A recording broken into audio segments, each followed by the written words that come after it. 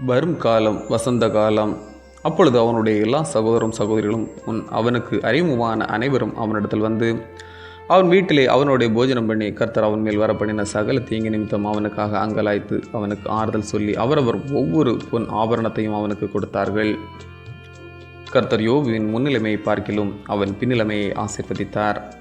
14,000 ஆடுகளும் 6,000 ஒட்டகங்களும் 1000 ஏர்களும் 1000 கழுதைகளும் அவனுக்கு உண்டாயின.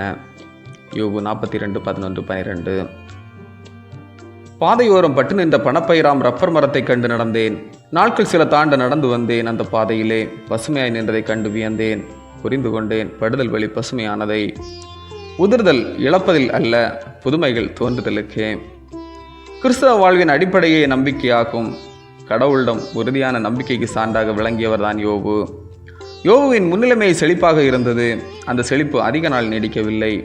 யோபுவுக்கு அதிக செழிப்பான உலக பிரகாரமான ஆசிகள் அதிகம் இருந்தும் அவர் உலக ஐஸ்வர்யங்களில் நம்பிக்கை கொள்ளவில்லை.